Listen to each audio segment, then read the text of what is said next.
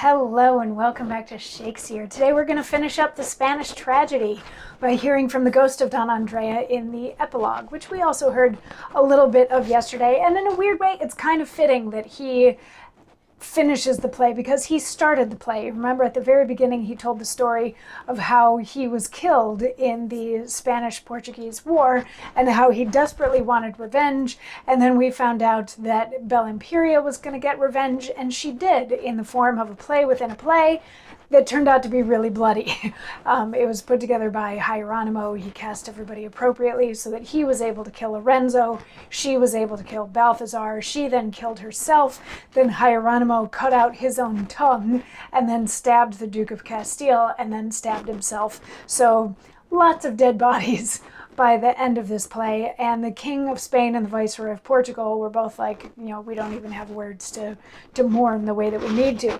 But what we learned in yesterday's monologue from the Ghost of Don Andrea is that all of this was very pleasing to him, and he is sure that all of his friends are going to end up in heaven. And he asked Revenge at the end of the monologue yesterday what's going to happen to his not friends, and Revenge was like, oh, they're going to suffer. So the ghost of Don Andrea says, then, sweet Revenge, do this at my request. Let me be judge, and doom them to unrest. Let loose poor Titus from the vulture's grip, and let Don Cyprian supply his room. Place Don Lorenzo on Ixion's wheel, and let the lover's endless pains surcease. Juno forgets old wrath and grants me ease. Hang Balthazar about Chimera's neck, and let him there bewail his bloody love, repining at our joys that are above. Let Cerberine go roll the fatal stone, and take from Sisyphus his endless moan.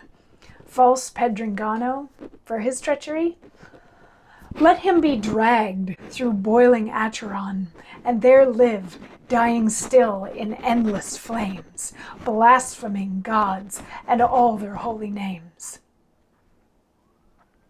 So he's just listing off a bunch of tortures here that he would like to see enacted upon those who did him wrong. He wants Lorenzo and Balthazar and Cerberine and Pedringano all to suffer. So he's saying these are the torments that they should endure in hell. And Revenge is like, yeah, that can be done. We're going to send your friends to heaven, and you will get to meet them there, and you'll all have a great time, and all the people that you want to suffer will suffer. Hence, you have gotten your revenge. And that's the end of the play. So that's the Spanish tragedy. It is a revenge play. It was probably written mostly by Thomas Kyd, but they did... a few scholars several years ago came to the conclusion that at least about 325 lines, something like that, were written by Shakespeare based on the handwriting and weird spellings that Shakespeare would use and all that kind of thing. I haven't been able to find anything to tell me exactly what parts they think were written by Shakespeare, but if it were up to me, I'm going to guess that a lot of Hieronymo's grief was written by Shakespeare, because this play was written likely before Hamlet, but after Shakespeare's son Hamnet died.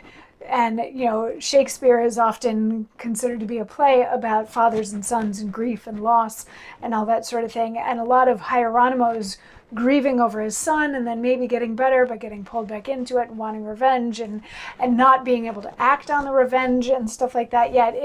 In a weird way, it almost feels like a rough draft for what the character of Hamlet would become later, just sort of the other way around. Hamlet loses his father and Hieronymo loses his son. But Bella Imperia is a fun character. I like her. She's a forward feminist through this whole thing, which is fun. And it's an interesting play, because revenge tragedies didn't really exist at the time. But this one was written and has survived, perhaps in part because they believe that Shakespeare contributed some stuff to it.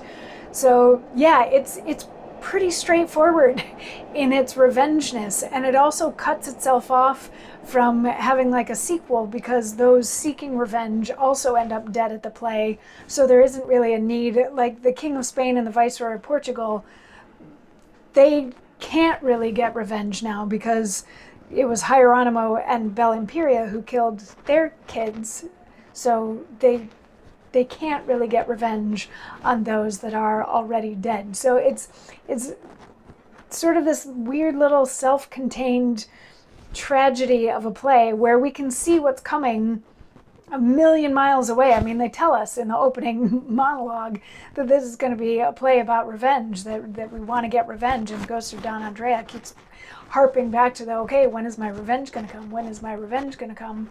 And then it does, and then the play's over, and there isn't really anywhere else for it to go beyond that. So just another play that ends up with loads of people dead and nobody really happy about it, except for those who have already passed.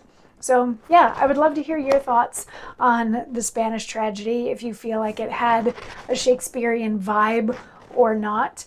And then tomorrow, we're going to start in on New Play Day, and we've got another tragedy that we need to dig into. We're going to dig into the Yorkshire tragedy, which, shifting from one part of the continent across the channel to the other part of the continent. But we'll dig more into what the Yorkshire tragedy is about tomorrow on New Play Day. So I'll see you then for that. Mwah.